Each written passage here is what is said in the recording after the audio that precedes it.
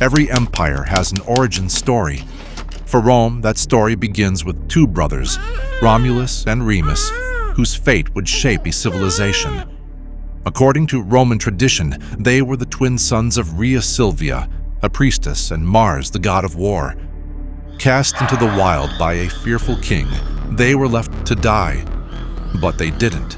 A she-wolf discovered them, cared for them, and kept them alive until a shepherd took them in. Raised as commoners, they grew into bold young men with a vision far greater than their humble beginnings. As adults, the brothers decided to build a city together, but that vision quickly turned to rivalry. Each wanted to name the city and choose its location. Romulus favored the Palatine Hill, Remus the Aventine. Tensions rose until they came to a final, fatal argument. In a moment of anger and ambition, Romulus killed his brother. Then, in 753 BCE, he founded the city and named it Rome.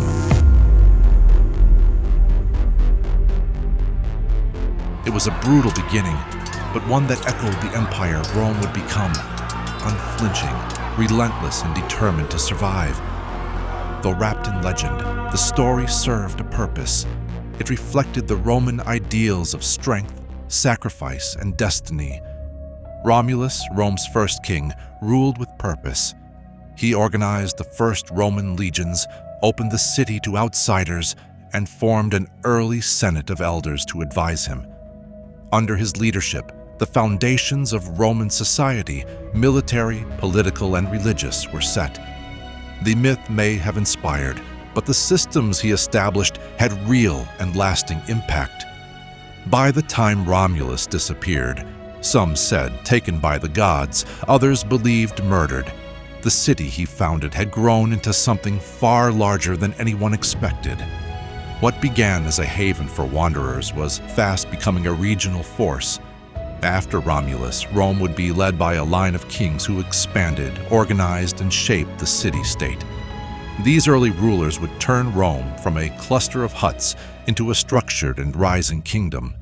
After Romulus, Rome passed into the hands of Numa Pompilius, a man known for wisdom and peace. Unlike his predecessor, Numa focused on structure over conquest. He introduced religious rituals and ceremonies that brought order to Roman life. He created the Roman calendar, appointed priests, and organized the sacred offices that gave Rome spiritual stability. His goal wasn't expansion, it was balance, and his leadership gave Rome its first sense of cultural identity beyond warfare. Rome's third king, Tullus Hostilius, returned the city to a more aggressive stance. He believed in military strength and led wars against neighboring tribes like the Albans. His reign expanded Roman territory and influence, reinforcing the idea that Rome's survival relied not only on religion or order, but on dominance. The fourth king, Ancus Marcius, struck a balance between the two approaches. He strengthened Rome's infrastructure by building its first bridge over the Tiber and expanding trade routes, while also leading successful military campaigns. The monarchy continued with a mix of Etruscan and Latin rulers. Kings like Tarquinius Priscus and Servius Tullius introduced innovations in both engineering and governance. Servius, in particular, reorganized the Roman population into social and military classes, laying the groundwork for the census system. He also built the Servian Wall, which protected the city and declared its importance. These kings ruled with authority, and their efforts helped Rome grow rapidly in strength, wealth, and reputation. But the monarchy would not last forever. The final king, Lucius Tarquinius Superbus, better known as Tarquin the Proud, ruled with cruelty and arrogance. He ignored the Senate, ruled without consent, and surrounded himself with fear instead of trust. The people resented him, but it was his son's violent crime that sparked open rebellion. What followed wasn't just a rejection of one man, but of kingship itself. Rome was ready for something different, something shared. In 509 BCE, Rome changed forever. After the tragic assault of Lucretia, a noblewoman by Tarquin's son, the people had enough. Led by Lucius Junius Brutus and other outraged citizens, the monarchy was overthrown. For the first time, the people rejected hereditary rule and chose a new path. They declared Rome a republic, an experiment in shared power and civic responsibility. The age of kings was over. Under this new system, Rome would be governed by elected officials, 2 consuls serving one-year terms, each holding equal power. To prevent any return to tyranny, both could veto each other's decisions. The Senate, though advisory in theory, began to gain influence. Made up of wealthy landowners and former magistrates, its role was to guide Rome's decisions in matters of war, law, and statecraft. Though the Republic didn't give equal rights to all, it was a major shift from the unchecked power of a single ruler. Military strength remained central to Rome's identity. Even in its early days as a republic, Rome was surrounded by enemies and engaged in regular battles to defend and expand its territory. The structure of the legions became more refined, citizens trained for war, loyalty to the republic became part of Roman life. Rome began defeating larger, more established enemies through strategy, discipline, and determination. War wasn't just survival. It was a means to establish legitimacy and spread influence. At the same time, Roman law and society began to evolve. Though the Republic was still dominated by elites, it laid the groundwork for the values that would carry Rome into its imperial future: a belief in structure, order, and the rule of law. The monarchy was gone, but the lessons remained. The kings had given Rome its religion, its army, its walls, and its name. Now the Republic would take those foundations and build something even greater. The future of Rome had just begun. The transition from monarchy to republic. In 509 BCE, Rome found itself on the brink of a new era. The monarchy, which had ruled the city since its founding, was no more. The last king, Tarquin the Proud, had been overthrown after his son's crime against the noblewoman. Lucretia sparked a wave of anger throughout the city. Citizens rallied behind leaders like Lucius Junius Brutus, determined to rid themselves of kingship once and for all. Rome's first steps into a new form of governance were fueled by a deep desire for change. A republic, where power was shared and held by elected officials, would replace the absolute rule of a single monarch. The shift from monarchy to republic wasn't immediate or easy. It involved a fundamental restructuring of Rome's political system. The people of Rome rejected the idea of one man holding all the power. Instead, they set up a government that allowed for checks and balances, 2 consuls elected annually who would share power equally. The Senate, composed of Rome's wealthiest and most influential citizens, was formed to advise and guide the consuls. This system was a radical departure from the monarchy and would lay the foundation for Roman governance for centuries to come. But the transition was not just political, it was personal and emotional for the citizens who had lived under the rule of kings. The new government's first task was to solidify its power and legitimacy. With no monarchy to provide leadership, the Republic faced internal challenges from both the people and the former ruling elite. Though the monarchy was gone, the aristocratic class, those who had once supported the kings, still held significant influence.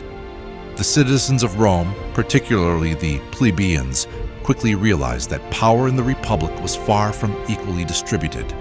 Political and social struggles between the patricians, the elite, and the plebeians, the common people, would define the early years of the Republic.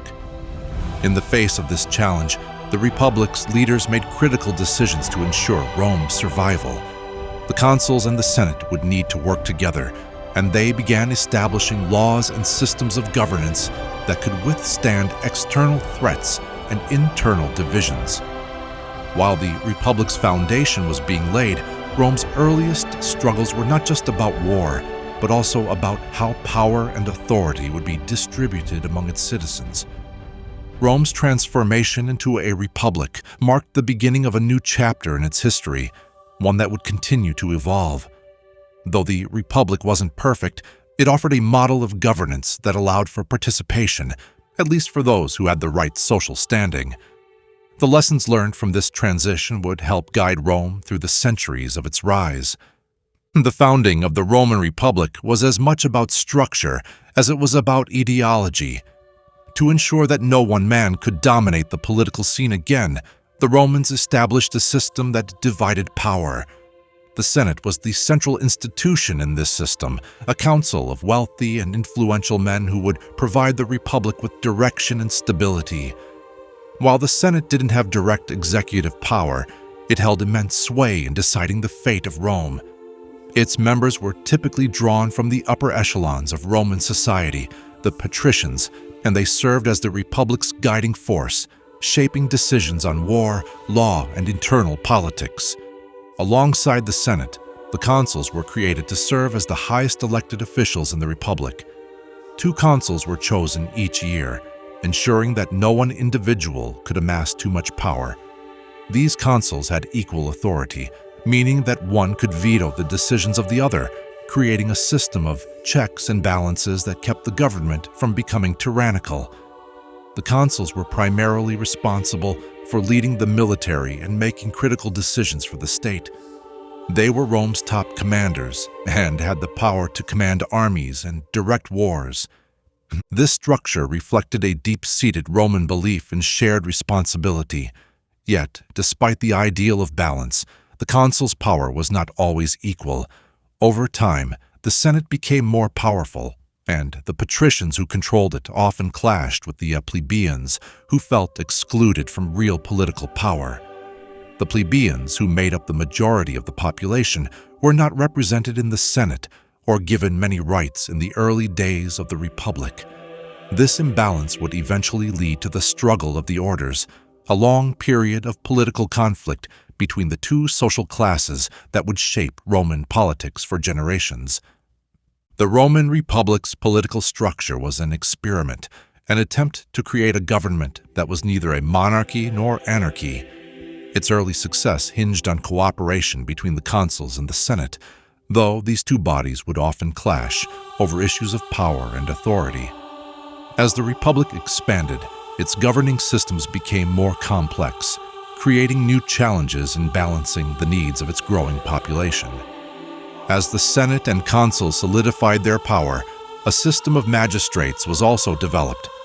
These magistrates were responsible for overseeing various aspects of Roman life, including the judicial system and public works. Each magistrate had specific duties and their roles were clearly defined. The system was designed to keep the Republic running smoothly, but it also meant that more officials, with varying degrees of power, were involved in the decision-making process. This complexity added layers to the Republic's government, which would later be its strength during times of expansion. Rome's early military campaigns were essential to its survival and expansion.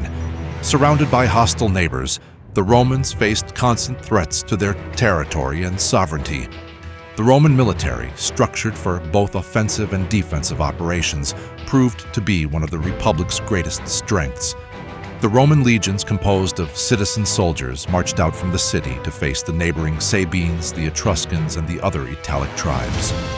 Rome's first major military conflict, the Latin War, 498 to 493 BCE, helped Rome solidify its control over the surrounding region. Over the following decades, Rome's military campaigns stretched further. The Sabines, a powerful and neighboring tribe, were defeated in a war that established Roman dominance in central Italy. Rome's military prowess was matched only by its strategic alliances. Rather than relying solely on conquest, Rome formed alliances with other cities, securing its position as the dominant force in Italy. These early conquests laid the groundwork for Rome's future expansion into other parts of the Mediterranean world. As Rome expanded, so did its internal struggles. The struggle of the orders, a political conflict between the plebeians and patricians, dominated much of the early republic. The plebeians, who made up the bulk of Rome's population, demanded greater rights and more representation in the government. They felt that the patricians, who held the majority of political power, were making decisions that benefited only the elite. In response to these demands, the plebeians established their own assembly, the Concilium Plebis, where they could propose laws and voice grievances. Over time, this assembly would gain significant power, leading to reforms that began to level the playing field between the two classes. Rome's internal conflict was never fully resolved, but it became clear that the Republic could not continue to grow without addressing these issues. The creation of the 12 Tables, a written code of laws, was one of the first significant steps toward solving this problem. The 12 Tables provided transparency in the legal system, ensuring that both patricians and plebeians were subject to the same laws. It was a major step forward in establishing the rule of law as a foundation of Roman society. Rome's political and military expansion didn't just change its borders, it also reshaped its social structure. The plebeians, once excluded from much of Roman politics, gained more rights as they fought for their place in the Republic. This conflict, though often tense and contentious, was vital in shaping the Republic's future. The growing power of the plebeians would lead to further reforms and changes in the Republic, pushing it toward an era of unprecedented influence. It would also set the stage for the conflicts that would eventually tear the Republic apart. The First Punic War, struggle for dominance in the Mediterranean, 264 to 241 BCE. The Mediterranean world was a battleground, and at the heart of it was Carthage, a Phoenician city-state that controlled vast territories. Rome, still growing and expanding, faced its first major threat. The First Punic War, 264 to 241 BCE, wasn't just a fight for survival, it was a fight for dominance. Rome, a land-based power with a growing appetite for expansion, found itself face-to-face with Carthage, a maritime power with a fleet that ruled the seas. Rome had one advantage over Carthage, its ability to adapt. Initially, the Romans were outmatched at sea. Their navy was underdeveloped, and Carthage's ships ruled the Mediterranean. But the Romans were quick learners. They captured a Carthaginian ship, reverse-engineered it, and began building their own fleet. They invented new tactics, using a device called the corvus, a boarding mechanism that allowed them to turn naval battles into infantry-style clashes. This gave the Romans a fighting chance. The First Punic War was brutal. The seas were filled with clashes, storms, and moments of near defeat. Yet, Rome's relentless determination paid off. By 241 BCE, after nearly 2 decades of war, the Romans had emerged victorious. Carthage, exhausted and crippled by the losses, was forced to cede control of Sicily, the first Roman province. This marked the beginning of Rome's rise as a major Mediterranean power, capable of challenging the greatest rivals of the age. But the victory came at a high cost, and it only set the stage for even greater conflict. The Romans, having tasted power, would not rest easy. The war left Rome with newfound ambition, but it also sowed the seeds of resentment. Carthage wasn't defeated, just temporarily pushed back. And both sides knew that this was not the end, but the beginning of something larger. The tension between these two powers would soon explode again. The First Punic War showed Rome's resilience, its strategic brilliance, and its unwavering commitment to dominance in the Mediterranean. The Second Punic War would be Rome's most significant and costly struggle. It was a war that nearly broke Rome, and the man leading the charge against it was Carthage's greatest general, Hannibal Barca. Hannibal's audacity shocked the Roman world. He led his forces, infantry, cavalry, and war elephants, across the Alps and into Italy, a move so bold it became legendary. For years, Hannibal rampaged through the Italian countryside, winning battle after battle, while Rome struggled to respond. The Romans had always relied on their numbers, their discipline, and their legions, but Hannibal's brilliance was unmatched. His army was smaller, but his tactics were revolutionary. At Lake Trasimene and then at Cannae, he crushed Roman forces with devastating precision. At Cannae in 216 BCE, Hannibal encircled the Roman army and wiped out nearly 80,000 men in a single day, a blow from which Rome would never fully recover. The defeat was catastrophic, and the very existence of the Roman Republic was in question. For the first time, Rome faced a real existential threat.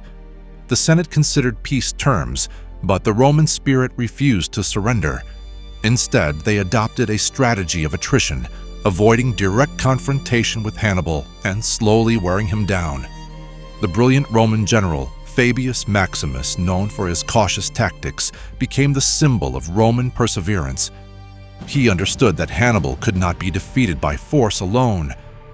The Romans would wait for their opportunity, striking when Carthage was weakest. Hannibal's greatest achievement, however, would be his downfall.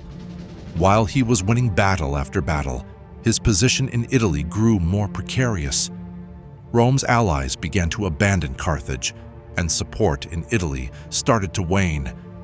The key to Hannibal's defeat lay not in Italy, but in Spain and North Africa.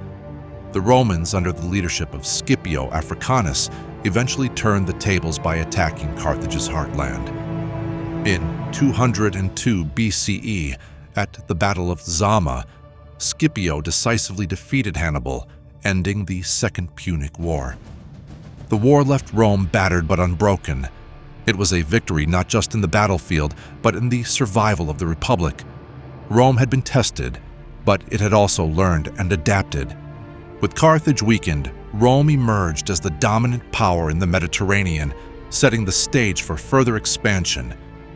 But Hannibal's legacy remained, a reminder of how close Rome had come to collapse. Hannibal's victory at Cannae became the defining moment of the Second Punic War. The battle is studied in military schools even today, hailed as one of the greatest tactical feats in history. Hannibal's army, although outnumbered, destroyed Rome's finest legions with a strategy that has come to define genius in warfare. By using a double envelopment, he lured the Romans into a trap, surrounding them from all sides and decimating their forces.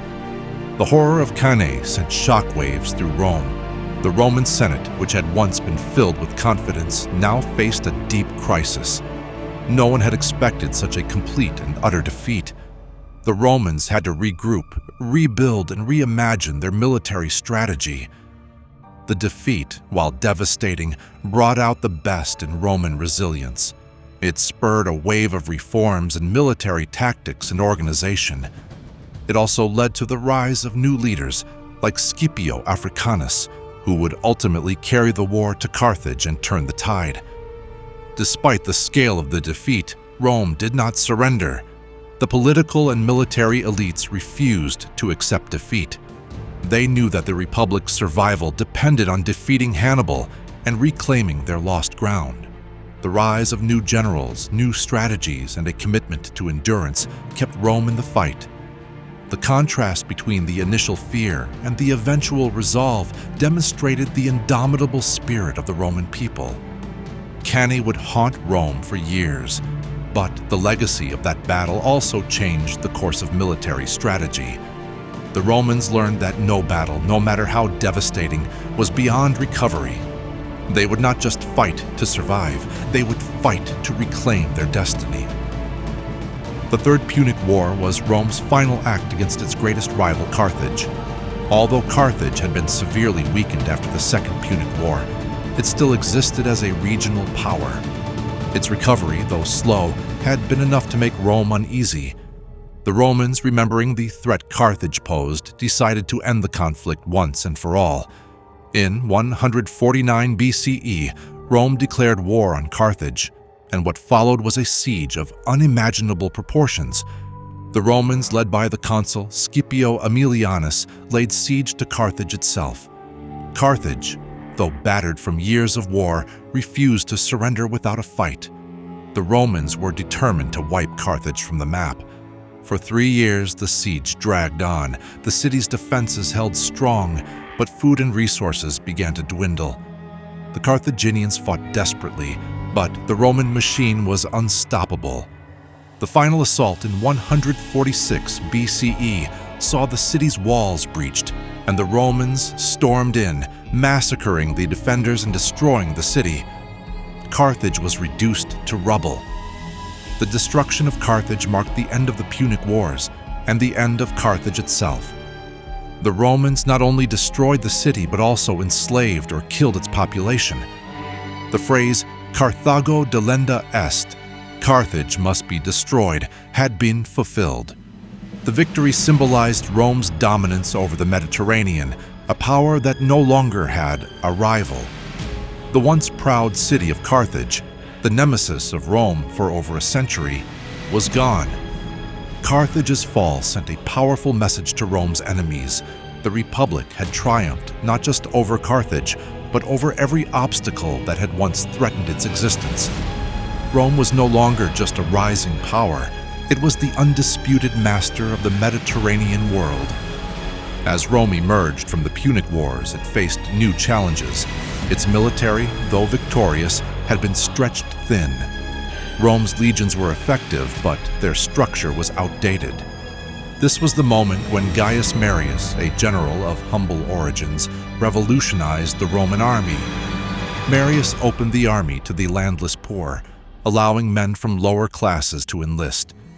This was a significant shift, as previously only property-owning citizens could serve in the military.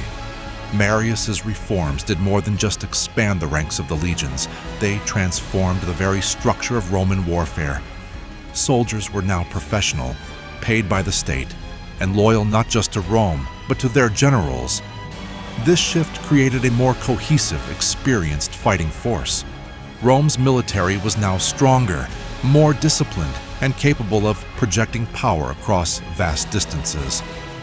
Marius's reforms laid the groundwork for Rome's later military dominance, turning the Republic's army into a force that would conquer lands beyond the Mediterranean. Rome's legions under Marius's new system became the backbone of Roman expansion. They conquered new territories, fought in countless campaigns, and grew larger with every victory.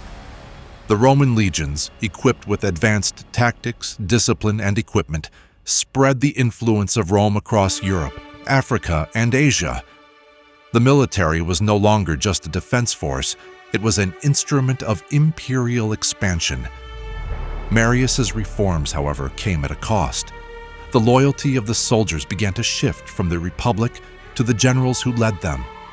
This shift in loyalty would have lasting consequences, especially as Rome moved closer to civil war.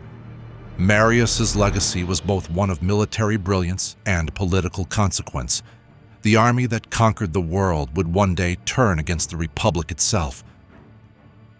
The rise of Julius Caesar and his conquest of Gaul, 58 to 50 BCE. By the time Julius Caesar entered the political scene, the Roman Republic was on the edge of chaos. Rome, once a republic built on shared power, had become divided. Political factions, corruption, and personal ambition tore at its foundations.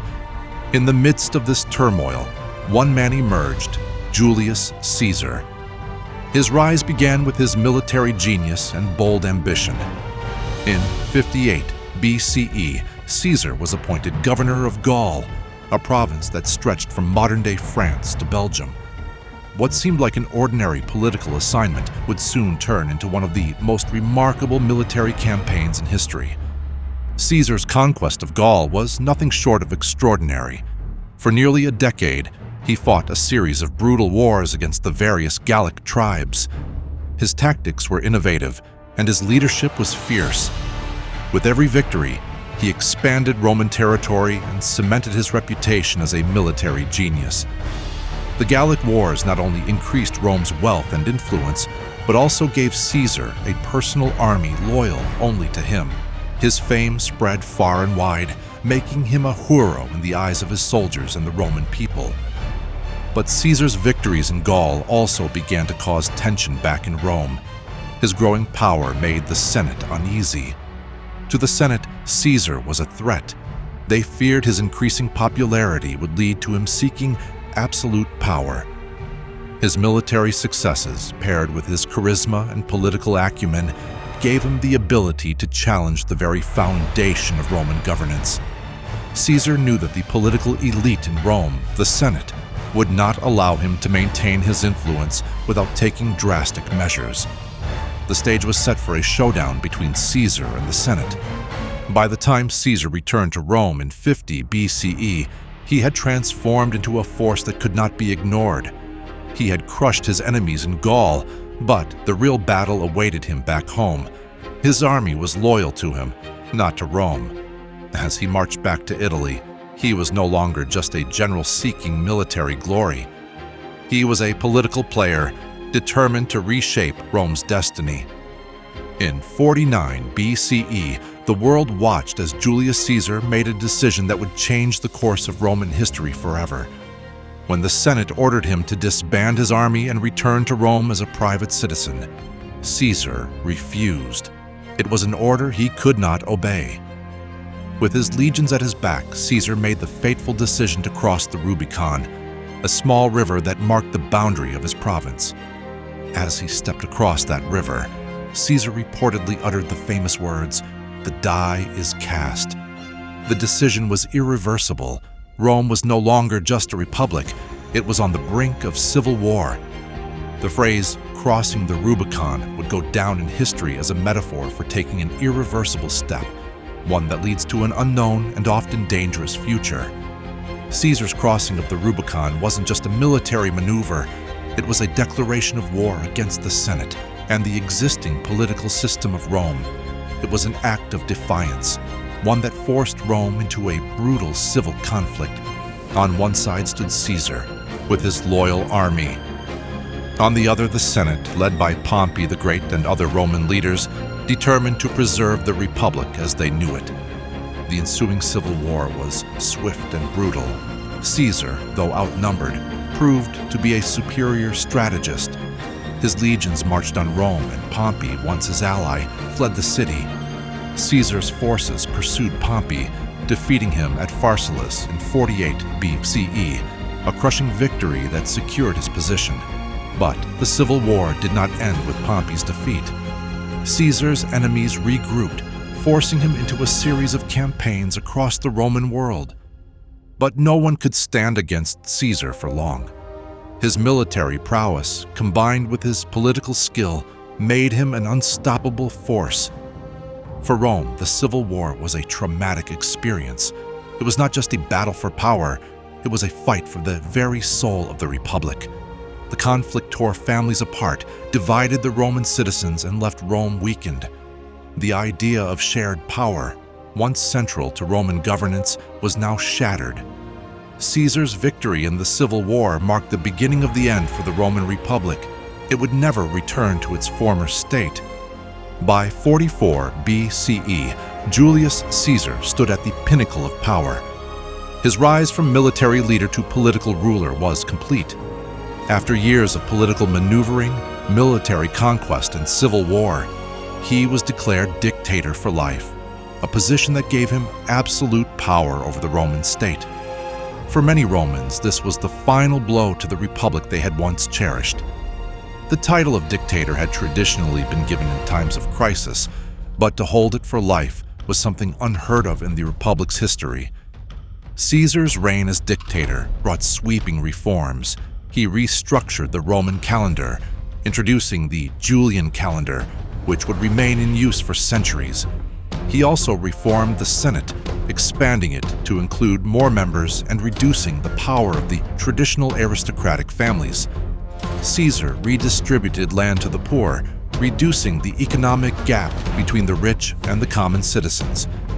His goal was not only to consolidate his power, but to stabilize Rome after years of internal conflict.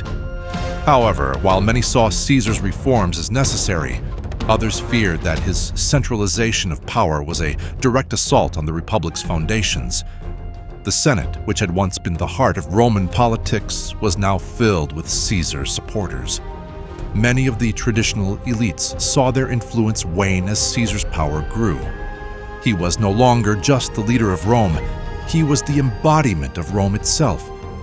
This fear of losing their power led some senators to believe that the only way to restore the Republic was through drastic action. Caesar's political maneuvering also extended beyond Rome's borders.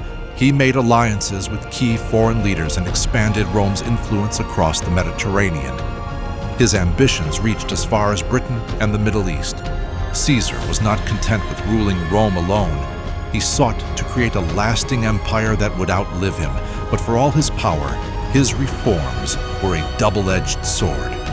While they brought much-needed stability, they also made him enemies. The republican ideals of Rome, the principles that had made the city great, were at risk. On the Ides of March 44 BCE, Julius Caesar was assassinated in the Senate by a group of senators led by Brutus and Cassius.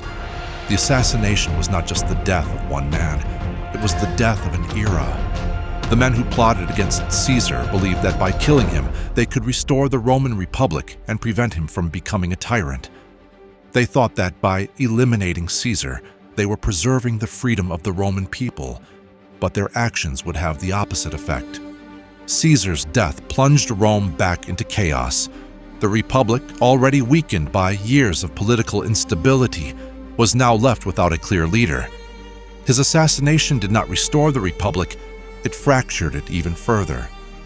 The senators who killed Caesar believed that by removing him they could control the government, but they were wrong. Instead, Caesar's death sparked a power struggle between his supporters, like Mark Antony, and those who sought to restore the old order. Mark Antony, Caesar's ally and right-hand man, quickly rose to power. He sought to avenge Caesar's death and take control of Rome. But others, like Caesar's adopted son Octavian, later known as Augustus, also had their sights set on power. The ensuing struggle between Antony and Octavian, combined with the rise of other political figures, led to another civil war, one that would ultimately mark the final chapter of the Roman Republic. The assassination of Caesar had not only failed to restore the Republic, it had sealed its fate. Caesar's assassination is often viewed as a tragic moment in history. He was a man of great ambition, but his death marked the end of the Republic that had been founded centuries earlier. His reforms, his rise to power, and his eventual fall set the stage for the rise of the Roman Empire. What came after Caesar was no longer a republic of elected leaders. It was an empire ruled by emperors. The ideals of the republic were gone, replaced by the centralized power that Caesar had envisioned, but not in the way he had hoped. The power struggle following Caesar's death. When Julius Caesar was assassinated on the Ides of March in 44 BCE, his death sent shockwaves through Rome. The Senate believed they had restored the Republic by killing the dictator who held power over the state. But in truth, they had merely opened the door to an even greater conflict. Without Caesar's leadership, Rome descended into a power vacuum, and three men stood ready to claim the throne: Mark Antony, Octavian, and Lepidus. These men, once allies of Caesar, now found themselves at odds, each believing they were the rightful heir to Caesar's legacy. Octavian, Caesar's adopted son, was still young, barely 20, But he had inherited his uncle's ambition, intelligence, and political savvy. Mark Antony, Caesar's loyal general, controlled the army and had secured power in the eastern provinces. Lepidus, while initially powerful, would soon fade into the background, leaving Antony and Octavian as the main players in the Roman struggle for supremacy. Their alliance, the Second Triumvirate, was born out of necessity, but held together by mutual ambition and distrust. The question that haunted Rome was not who would claim the title of Caesar's successor, but who could truly control the future of the Roman world. As tensions grew, the divide between Octavian and Antony deepened. Antony's affair with Cleopatra, Queen of Egypt, became a central point of contention. His political and romantic ties to the powerful Egyptian monarch raised suspicions in Rome. To Octavian, Antony was no longer just Caesar's general. He was a man who had abandoned his duty to Rome for personal gain. The Romans were suspicious of anyone who turned to foreign powers, and Octavian seized this as a chance to rally public opinion against Antony. In contrast, Octavian presented himself as the true heir to Caesar's legacy, Rome's protector, and the man who would restore order after the chaos of civil war. The battle lines were drawn, and the struggle for control over Rome became inevitable. The Senate, fractured and divided, had no choice but to support one of the triumvirs. But it wasn't just a political struggle. It was personal. The ambitions of these men collided head-on, and the future of Rome would be decided not just in the Senate, but on the battlefield. The stage was set for a final confrontation between Octavian and Antony that would change the course of history. By 31 BCE, the war between Octavian and Antony reached its climax at the Battle of Actium, fought off the western coast of Greece. Antony, with Cleopatra at his side, commanded a larger fleet, but Octavian had one advantage.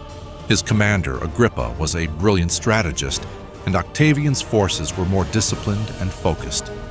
The battle itself was a study in naval warfare, but it was Antony's fatal decision to flee with Cleopatra that sealed his fate.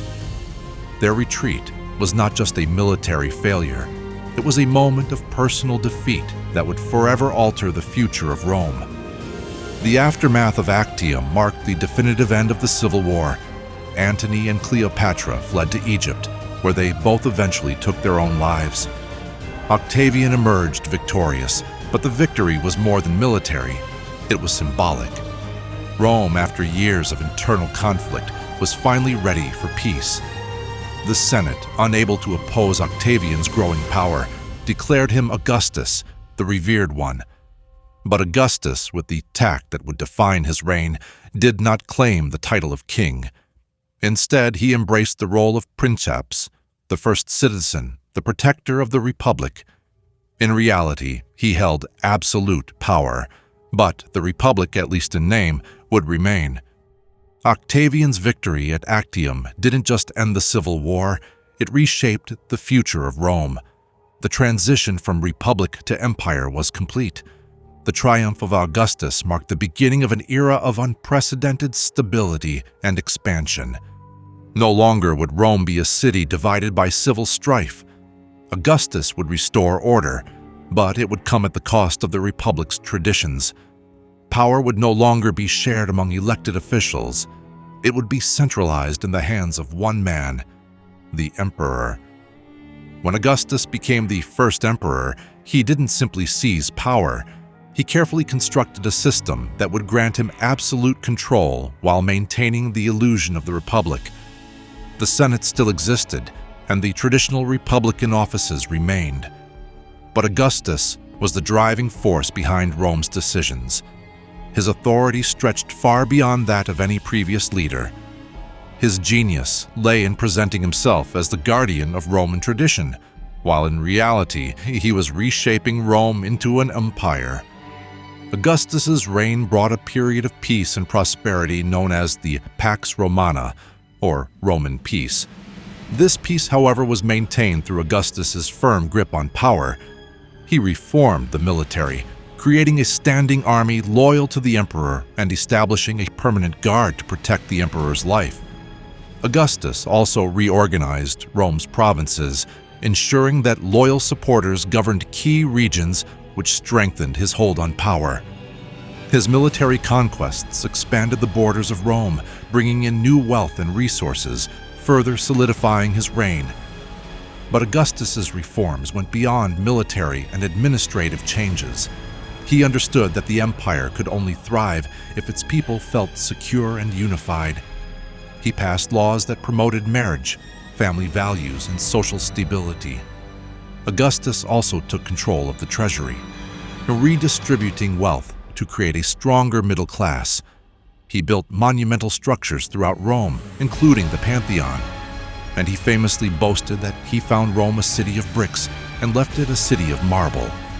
His rule transformed Rome from a city-state into the center of an empire that stretched across 3 continents. Augustus's reforms also included the reorganization of Rome's legal system. He ensured that laws were written down and accessible to all citizens, ensuring fairness and transparency. Augustus promoted a sense of civic duty, encouraging the Roman people to embrace their roles as citizens of the empire.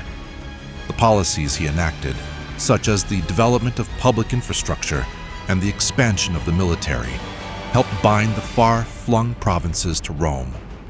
Under Augustus, the Roman Empire became more than a political entity. It became a unified culture. Augustus's reign was not without its challenges. While he had secured political control, the loyalty of his subjects had to be constantly maintained. The Pax Romana, the period of relative peace that followed Augustus's rise, was marked by a dramatic expansion of Roman power. But it was also a time of consolidation. Augustus knew that to ensure the empire's stability, he had to keep Rome's enemies at bay and prevent internal conflict from threatening the empire's survival. In addition to military victories, Augustus knew that the heart of his empire was in its ability to project power and peace across its territories. He focused on building a strong administrative structure that could manage such an expansive empire. The census system was introduced to better assess the empire's population and resources, ensuring that taxes were fairly levied and military service was adequately fulfilled. Augustus also reformed Rome's religious practices, positioning himself as the guardian of the Roman gods. His religious reforms helped him consolidate power by tying his authority to divine favor. Yet Augustus's reign wasn't just about maintaining stability. It was about shaping the future of Rome. He established the imperial cult, which deified the emperor and his family, ensuring that future rulers would be seen as divine. This not only cemented Augustus's power, but also ensured the loyalty of the Roman people and their future rulers. Augustus carefully crafted his image as the savior of Rome, someone who had restored order and peace after years of civil war. He understood that his legacy would be defined by the stability he brought to the empire. In his later years, Augustus increasingly relied on his family and his close advisors to continue his policies. His political acumen allowed him to navigate the complex dynamics of Roman politics, and his control over the military ensured that no one could challenge his rule. Despite his extraordinary power, Augustus was cautious, always mindful of how the people perceived him. He was not just an emperor. He was the first citizen, a man who had brought Rome back from the brink of collapse. His reign marked the beginning of a new era, one that would shape the course of Western history for centuries to come.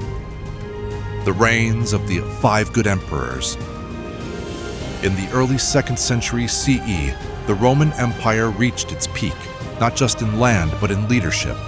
From 96 to 180 CE, a remarkable line of emperors ruled in succession: Nerva, Trajan, Hadrian, Antoninus Pius, and Marcus Aurelius. They came to be known as the 5 good emperors, not for titles or conquest alone, but for ruling with balance, reason, and civic responsibility. Each leader brought stability in a time when unchecked power had often led to collapse. Under their reigns, the empire enjoyed a period of internal peace, strong administration, and expanded infrastructure. What followed wasn't just survival. It was a civilization flourishing under deliberate, strategic leadership. Trajan, who ruled from 98 to 117 CE, pushed the boundaries of the empire further than ever before. His military campaigns in Dacia, modern-day Romania, were not only victorious but symbolically powerful, proving Rome's dominance beyond the Danube.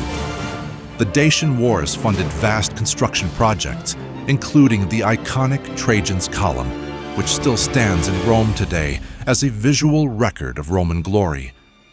Trajan was seen as a soldier emperor, loved by the army and respected by the Senate. Yet he balanced ambition with governance, investing in roads, harbors, and public welfare. His death marked the high-water mark of Rome's geographic expansion. Hadrian, Trajan's successor, changed direction. He did not seek to conquer more, but to consolidate. He spent much of his reign traveling the empire, from Egypt to Britain, strengthening borders and reforming administration. Hadrian's Wall, stretching across northern Britain, symbolized this new defensive stance. His interest in architecture reshaped the urban face of the empire, and his humanist philosophy brought a new depth to Roman leadership. Hadrian ruled with introspection and intellect, leaving behind monuments and policies built for endurance. Antoninus Pius, though less publicly dramatic, oversaw one of the most stable reigns in Roman history. From 138 to 161 CE, there were no major wars or rebellions. Peace and legal reform defined his leadership, as did the efficient use of provincial governors and local autonomy. His long, calm rule allowed Rome to grow inward, refining laws, expanding the rights of citizens, and deepening the administrative fabric of empire. Antoninus rarely left Italy, yet his decisions were felt across 3 continents. Then came Marcus Aurelius, philosopher, general, and reluctant emperor. He carried the weight of Stoic wisdom and the burdens of war. While writing his Meditations, Marcus fought Germanic tribes on the frontiers, never far from danger. His reign was defined by resilience. Floods, plagues, and military threats tested the empire's strength, yet he never abandoned duty. His rule closed the Golden Age not in decline, but in dignity, the last of the good emperors leaving behind not only power, but a legacy of thought, courage, and moral discipline. As Rome's emperors stabilized the interior, their legions kept watch on every horizon. Trajan led the most ambitious campaigns of the era, pushing deep into Mesopotamia and securing Roman presence as far as the Persian Gulf. His victory over Parthia marked a symbolic conquest, showing Rome could reach beyond its traditional frontiers.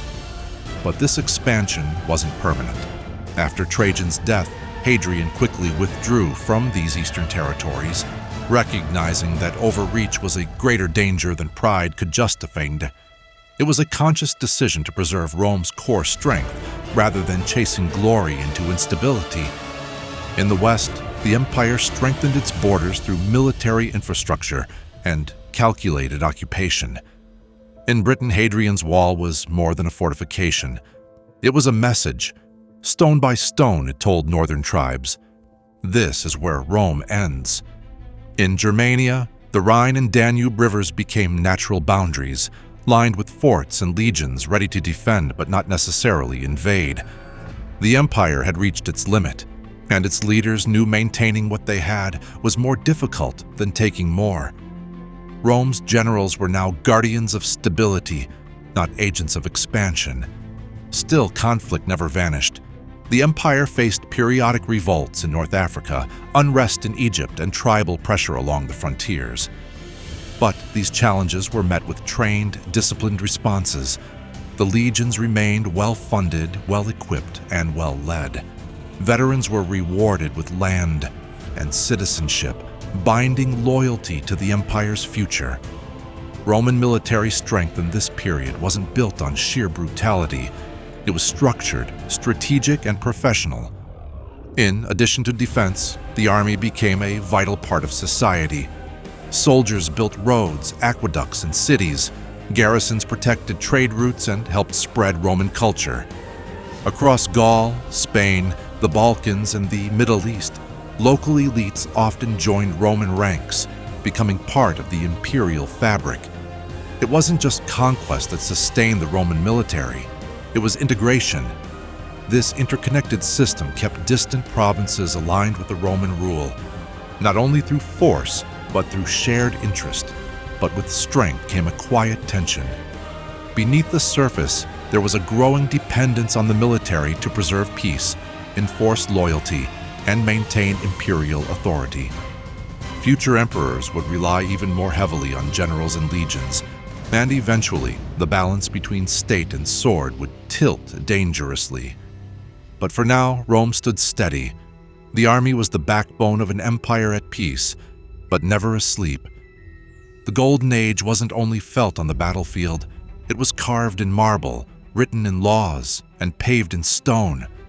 Roman architecture reached breathtaking new heights under the 5 good emperors, from aqueducts that brought fresh water to cities to temples that honored gods and emperors alike. The empire became a showcase of human craftsmanship. The Pantheon, rebuilt by Hadrian with its massive dome and oculus, remains one of the most iconic feats in Western history. It wasn't just a temple, it was a statement. Rome could outlast the heavens. Public works projects flourished. Roads spanned across provinces, connecting distant cities to the capital with remarkable precision. All roads lead to Rome was not a metaphor, it was an engineered truth. These roads carried trade, troops, and messages across the empire.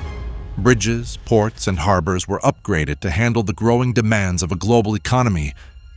Roman cities became models of urban planning, with forums, theaters, baths, and arenas at their heart. Roman law matured into a system that would shape future civilizations. The 12 Tables had laid the foundation centuries before, but now legal thought was being refined at scale. Jurists like Gaius and Ulpian helped organize complex case law and legal precedent. Rights of citizens and non-citizens were clarified, and disputes were handled with increasing professionalism in provincial courts. Justice became a concept, not just a tool of the elite, but a mechanism of order for the empire at large. Hadrian, in particular, restructured laws to make them more efficient and humane. He curtailed abuses of power by governors and brought greater consistency to legal codes across provinces. The empire wasn't simply ruled by force, it was held together by systems. This commitment to structure, in both law and architecture, allowed Rome to remain functional, even as its population soared past 60 million. All of this created an empire that didn't just dominate, it inspired. Visitors from client kingdoms, allied tribes, and distant merchants were awed by the roads, buildings, and fairness of Roman rule. For many, Roman citizenship became a goal, not a punishment. In this way, the empire grew not just in land or arms, but in influence, shaping minds, cultures, and systems far beyond its borders. With peace and prosperity came time for thought. The Roman Golden Age nurtured not only engineers and soldiers, it gave rise to poets, thinkers, and artists. Writers like Tacitus, Suetonius, and Juvenal chronicled the empire's glories and failures with the sharp eyes. Plutarch's biographies bridged the Greek and Roman worlds, offering insight into morality, leadership, and fate. This was a time when public discourse, satire, and intellectual criticism flourished, even under imperial watch. Philosophy took center stage with the emperor himself. Marcus Aurelius's Meditations remains one of the most profound works of Stoic thought. In it, a ruler reflected on duty, mortality, and virtue, not from a palace, but from the front lines of war. Stoicism spread widely, influencing senators, citizens, and soldiers alike. It offered a mental framework for surviving uncertainty, acting with discipline, and respecting fate. Rome, for all its might, was still concerned with the soul. art and sculpture flourished, blending realism with idealism.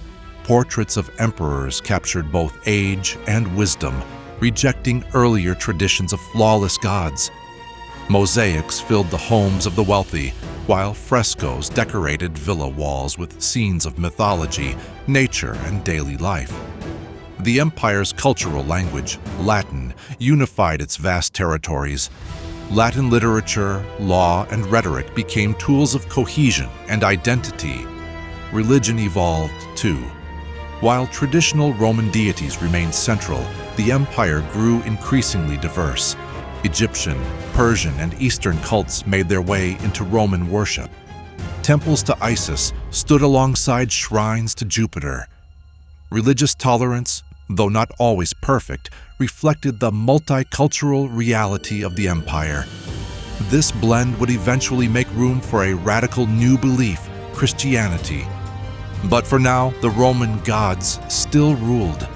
This was more than an empire of cities. It was an empire of ideas. Rome had become a civilization that balanced war and wisdom, stone and spirit. And while cracks would one day appear, in this moment, the empire stood whole, confident, ambitious, and radiant. The world had never seen power so vast and so carefully constructed. The Golden Age had given Rome something rare in history: time to breathe, to think, and to build a legacy meant to endure. Political instability and the barracks emperors. The 3rd century opened not with strength, but with a scream. Rome was no longer the unshakable force it once was. From 235 to 284 CE, the empire spun into a storm of chaos. In just 49 years, over 25 emperors claimed the throne, most dying violently. These were not politicians or statesmen, they were soldiers. Generals crowned by their troops, called the barracks emperors, rising and falling in a brutal rhythm of civil war and betrayal. Power became a weapon, not a responsibility. One emperor might rule for a few months before being stabbed in the back, sometimes literally, by a rival commander. Loyalty was fragile and ambition was deadly. The Senate lost relevance, the borders cracked, and the heart of the empire began to rot. Stability vanished. Rome was eating itself from the inside, while enemies pressed from all sides. The barracks emperors ruled from military camps instead of palaces. They were closer to the front lines than to Rome's fading aristocracy. Their focus was war, not governance. With each change in leadership came a new set of promises, new taxes, and new purges. There was no time to plan for the future, when each day could bring a coup. The empire's core institutions, legal, financial, and administrative, couldn't keep up with the pace of bloodshed. The military itself began to fray. Troops were loyal not to Rome, but to whichever general promised more gold. Campaigns against invaders were interrupted by civil wars between emperors. This constant infighting weakened every province. Farmers were conscripted. Cities were plundered by their own protectors. The once glorious legions became tools of personal power rather than defenders of empire. Through it all, the people suffered. Famine returned, inflation soared. Entire regions were left vulnerable as governors took sides in civil conflict. The dream of a united Rome dimmed. For the first time in centuries, it seemed possible that the empire might collapse entirely, not from a single enemy, but from its own divisions. As Rome turned on itself, others moved in. Germanic tribes surged across the Rhine and Danube, pressing into Gaul, the Balkans, and even northern Italy. These weren't quick raids. They were deep, organized invasions. Cities were burned, roads were abandoned. Roman citizens fled their homes, watching as entire regions fell under foreign control. The empire's northern wall was no longer a line of defense. It was a crumbling myth. To the east, the Persian Sassanid Empire launched an aggressive campaign. In 260 CE, the unthinkable happened. Emperor Valerian marched east to confront the Persians and was captured alive. He would die in captivity, humiliated, reportedly used as a human footstool by King Shapur I. For the first time, a Roman emperor was taken prisoner in battle. It was a blow not just to Rome's image, but to its soul. While emperors fought Persians in the east and barbarians in the north, provinces began breaking away. Gaul formed its own empire. Palmyra, a wealthy city in the east under Queen Zenobia, declared independence and controlled Egypt, Syria, and parts of Asia Minor. These weren't rebellious cities. They were entire Roman regions carving out new identities. The empire was no longer one body. It was bleeding out in pieces. Within cities, daily life grew dangerous and uncertain. Trade routes collapsed, markets closed, coinage was debased, and the value of Roman money plummeted. People reverted to bartering for food, merchants lost fortunes overnight, cultural life shrank, and even the Roman identity began to fade in distant provinces. People stopped trusting Rome to protect them and began looking elsewhere for safety, leadership, and meaning. The army was stretched thin. There were not enough men, not enough money, not enough unity. Recruitment became desperate. Foreigners were hired as mercenaries. These were not Roman citizens, but hired swords, effective in battle but unpredictable. The fabric of the empire, once held tightly by shared customs and citizenship, now looked torn and patched. Rome had become a giant without direction. The question wasn't if it would fall, but when. Then, out of the smoke, came order. In 284 CE, a soldier named Diocletian seized power, not as a puppet, but as a planner.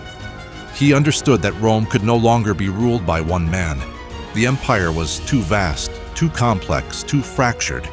So he divided it, not to weaken it, but to save it. This was the birth of the Tetrarchy, rule by four. 2 senior emperors called Augusti, and 2 junior emperors, the Caesars. Diocletian took the east, and his trusted ally Maximian ruled the west. Beneath them, Galerius and Constantius were appointed as Caesars. Together, these 4 men governed the empire as one system. They coordinated military campaigns, taxation, and administration. Each ruled their own territory, but shared in Rome's protection. It wasn't unity through power. It was stability through division. The reforms went beyond politics. Diocletian launched economic changes to curb inflation. He issued an edict to freeze prices and control wages. Though hard to enforce, it was a sign of urgency. He restructured the tax system, created new provinces, and strengthened the bureaucracy. For the first time in years, the empire was breathing without choking. He also reformed the army, stationing mobile units closer to trouble spots rather than relying on distant garrisons. But with reform came control. Diocletian believed in order through authority. He demanded loyalty, punished dissent, and imposed uniform religious practices. Christians who refused to worship the imperial gods were targeted in one of the harshest persecutions in Roman history. Temples were reopened, sacrifices were enforced, and many were killed. For Diocletian, religious unity meant political strength, and he would allow no rivals to Roman tradition. Yet even he could not hold time still. After 2 decades of ruling, Diocletian voluntarily stepped down, the first Roman emperor to do so. But the Tetrarchy would not last. Rivalries soon returned. Though his system delayed collapse, it also set the stage for the next great transformation. Still, in the darkest hour of Roman history, Diocletian gave the empire something it hadn't known in nearly 50 years: structure, purpose, and a fighting chance to survive. Cracks in the foundation. The 4th and 5th century decline. The Western Roman Empire didn't fall in one day. It died slowly. One failed policy, one broken alliance, one forgotten promise at a time. By the late 4th century, Rome's western half had become a shadow of its former strength. Emperors rose and fell quickly, often controlled by generals or puppet masters behind the throne. The government grew weaker, and its army struggled to recruit loyal, trained soldiers. For most citizens, taxes were heavy, protection was rare, and faith in Rome was fading. Corruption was everywhere. Provincial governors focused on their own wealth instead of defending cities or roads. Local leaders bribed invaders for temporary peace rather than funding defenses. Roman infrastructure, roads, aqueducts, trade routes began to collapse from neglect. Some regions no longer followed central orders at all, functioning like independent kingdoms. Even within Rome, political infighting made action slow and dangerous. Meanwhile, the military was no longer Roman in spirit or body. Foreign mercenaries filled the legions, men from Germanic tribes, North Africa, and the Balkans. Many fought well, but their loyalty wasn't to Rome. They fought for pay, not patriotism, and often when that pay ran out, so did their support. Rome had once feared foreign enemies. Now it depended on them. Economically, the West was bleeding. Inflation made coins worthless. Farmers abandoned land that they couldn't afford to work. Cities shrank as trade dried up. Former soldiers turned into bandits. The rich built private armies. The poor prayed for safety. Rome's once proud empire was becoming a landscape of broken promises and empty fields. Religiously and culturally, the empire was changing too. Christianity had grown strong, especially after Constantine legalized it. Pagan traditions faded. While some found hope in the new faith, others felt disconnected from old Roman values. The unity that had once come from shared belief and Roman pride was cracking. Without a common identity, Rome's people grew more divided and more vulnerable. While Rome weakened from within, threats from outside pushed harder than ever before. In 376 CE, the Visigoths, a Germanic tribe, begged for refuge from the Huns, fierce warriors advancing from Central Asia. Rome agreed to help, but treated them poorly. When food ran out and abuse became routine, the Visigoths rose in revolt. In 378 CE, they crushed a Roman army at the Battle of Adrianople. Emperor Valens was killed, and the myth of Roman invincibility died with him. The Visigoths didn't stop. In 410 CE, under King Alaric, they reached the heart of the empire. Rome, the Eternal City, was sacked for the first time in 800 years. It wasn't total destruction, but the message was clear. Rome was no longer untouchable. The psychological blow was huge. Across the empire, people whispered that the end had begun. Soon came the Vandals, crossing from Spain into North Africa. They captured Carthage in 439 CE, one of Rome's richest provinces. North Africa had supplied much of Rome's grain. Losing it meant famine and economic collapse. In 455 CE, the Vandals attacked Rome itself.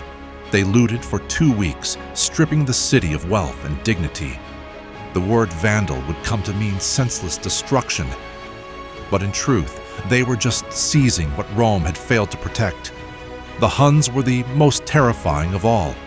Under Attila, they invaded Gaul and northern Italy in the 440 as cities burned. Refugees flooded into Rome. People prayed for survival. Pope Leo famously met Attila outside the gates of Rome in 452 CE. What was said in that meeting remains unclear, but Attila turned back. Still, the fear remained. The Western Empire was now reacting, not ruling. Even as these groups invaded, they also settled. Many Germanic tribes were not looking to destroy. They wanted land, security, and identity. Rome had no answer. It could no longer repel them, and it couldn't properly absorb them. Slowly, the empire became a mix of Roman rule and foreign power. The idea of Rome still existed, but the reality was slipping away. By the mid-5th century, the Western Empire was reduced to fragments. Emperors were often chosen by military commanders, not the Senate. In 475 CE, a teenager named Romulus was made emperor. He was just a boy, a puppet placed on the throne by his father, Orestes, who held the real power. Rome's enemies saw through it. So did its allies. The empire had no true strength left, only symbols. In 476 CE, a Germanic general named Odoacer rose in rebellion. He demanded land for his soldiers. When Orestes refused, Odoacer attacked. Romulus Augustulus, the last Western Roman emperor, was captured and sent into quiet exile. He wasn't killed. He was simply dismissed. There was no dramatic fall, no great battle, just silence. The Western Roman Empire, once a force that had conquered the known world, ended with a teenager surrendering a crown. The Senate still existed. So did some Roman laws and cities, but power had passed to foreign generals and local kings. Italy became a kingdom under Odoacer, and other former provinces followed similar paths. The Eastern Roman Empire, later called the Byzantine Empire, continued, stronger and more organized. But the West was gone, not just in government, but in spirit. For the Roman people, the collapse meant uncertainty. Nobles lost estates, roads fell apart, trade disappeared, cities emptied, Latin survived, but it evolved into new languages. Roman traditions scattered into the winds, becoming part of new kingdoms like the Franks, Visigoths, and Ostrogoths. Rome's legacy was not erased, but it was no longer Roman. And yet, what Rome had built didn't vanish.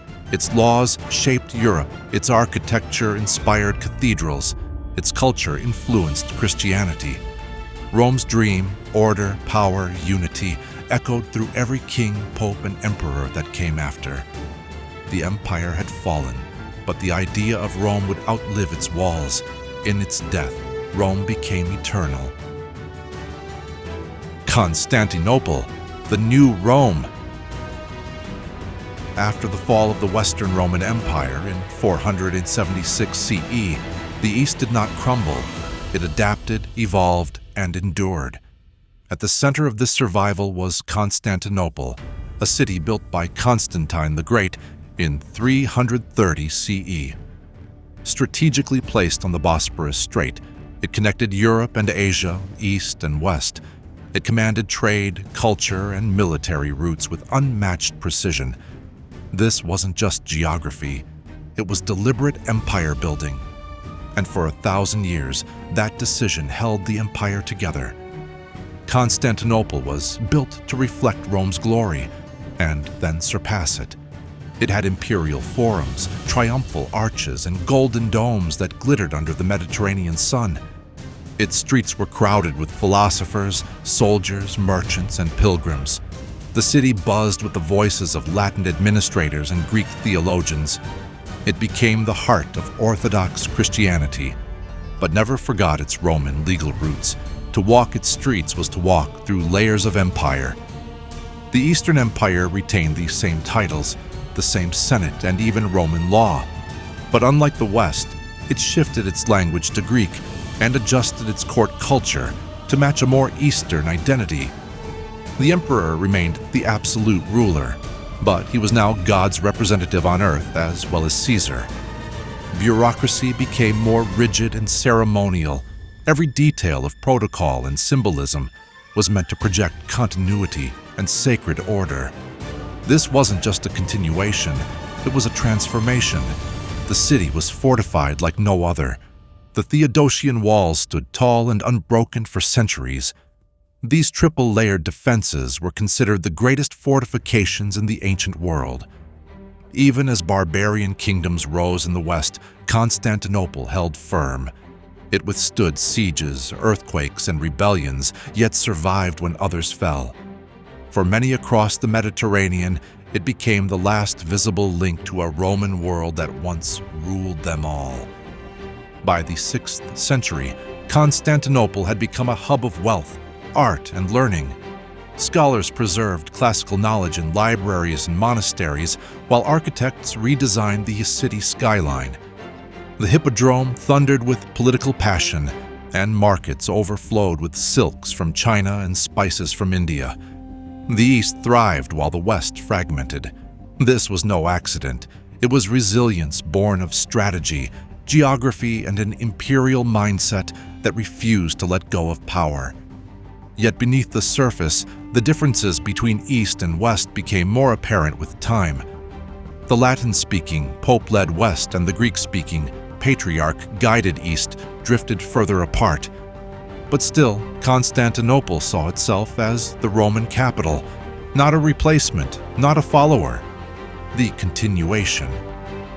For them, Rome had not fallen. It had simply moved eastward and taken on a new face. In the 6th century, one man dared to dream that Rome could rise again, Emperor Justinian I. From 527 to 565 CE, his reign was the most ambitious since the original Caesars. He wasn't satisfied with survival. He wanted restoration. With his brilliant general Belisarius, Justinian launched military campaigns to reclaim former Western Roman territories. From North Africa to Italy, his armies fought bitter wars. His goal was simple: to bring back what had been lost. These reconquests were not easy. The battles drained the treasury, and victories came at high cost. Rome itself was retaken, but left scarred by war. The western provinces were no longer unified, and rebuilding them proved harder than conquering them. But for a moment, the Mediterranean shimmered again under one emperor's rule. The dream of a united Roman world flickered back to life, even if briefly, and Justinian stood at the center of that flame. But Justinian's legacy wasn't just in military ambition, it was in law. He ordered the collection and organization of all Roman legal thought into a single body. The result, the Corpus Juris Civilis, or Justinian Code. This legal system became the backbone of civil law in Europe for centuries to come. More than swords, it was words, legal clarity, that became Rome's lasting export. Even today, modern legal systems echo its structure and definitions. Architecture also became a hallmark of his reign. The greatest of his constructions, the Hagia Sophia, still stuns visitors with its vast dome and sacred elegance. Completed in just 5 years, it blended Roman engineering with Christian devotion. It wasn't just a church, it was a declaration. It told the world, Rome still lives, and now it builds for the heavens. That building, standing for over a millennium, became a symbol of the empire's strength and spiritual authority. Inside his court, Justinian ruled with his wife Theodora, a former actress turned empress who defied tradition. Her council shaped religious policy and imperial reform. She stood firm during the Nika riots, when much of Constantinople burned. Instead of fleeing, she famously declared she would rather die a ruler than escape in disgrace. The imperial couple ruled with unmatched willpower, mixing strict control with spiritual mission. Yet for all his achievements, Justinian left behind a strained empire. The wars had exhausted the state, plague ravaged the population, and after his death, much of what he conquered was lost. But his reign marked the last time an emperor ruled over nearly the whole Mediterranean world. For many, he was the last Roman emperor in the old sense, one who looked westward and saw a future still worth reclaiming. For centuries after Justinian, the Eastern Empire endured constant pressure. Persians, Arabs, Slavs, Bulgars, all tested its strength. It shrank and expanded with each wave of history. Yet still, Constantinople stood. Sometimes outnumbered, often outmatched, it survived on diplomacy, strong walls, and religious unity. The Eastern Roman Empire, now called Byzantium by modern historians, lasted longer than any imagined. In 1204, it suffered its greatest betrayal. The Fourth Crusade, originally meant to reclaim Jerusalem, diverted to Constantinople. Western Christians sacked the city, stealing relics and destroying centuries of heritage. It was a wound that never fully healed. The Byzantines recaptured the city in 1261, but it was never the same. The empire weakened, surrounded by rising powers, its treasury empty and its armies thin. The final blow came in 1453. The Ottoman Empire, led by Mehmed II, laid siege to Constantinople. Despite fierce resistance, the city fell after weeks of brutal fighting. The Emperor Constantine XI died sword in hand at the city gates. With his fall, the last Roman emperor perished, not a Caesar in the west, but a Christian king in the east. The city that had stood for over a millennium was now in Ottoman hands. Yet, the story didn't end there. Scholars fled the fallen city and brought ancient texts to Western Europe. These ideas helped ignite the Renaissance. Roman law, architecture, governance, and philosophy, preserved in the East, now sparked new life in the West. The empire was gone, but its legacy had only just begun. Rome had fallen, but Rome had also planted seeds. Today, echoes of the Roman Empire still surround us, in the structure of our laws, in the design of our governments, in the stone domes and marble arches of cities far beyond Italy. But nowhere does that legacy breathe more clearly than in the very city where it all began, modern-day Rome. Though no emperors walk its streets, their shadows linger in the Senate ruins, in the columns of the Colosseum, and in the voice of the Vatican. The Roman Empire no longer rules armies or redraws borders, but its legacy still governs the modern world. Its laws shaped justice systems across continents. Its language became the root of entire civilizations. And in the heart of Italy, modern Rome still stands. No longer an empire, but a capital that holds the scars, triumphs, and memory of a power that once ruled 3 continents. From the ruins of the Forum to the dome of St. Peter's, Rome is not just a city. It's a reminder that even when empires collapse, the ideas behind them can outlive their walls. And in that sense, Rome never disappeared. It simply became something else, still here, still watched, still remembered,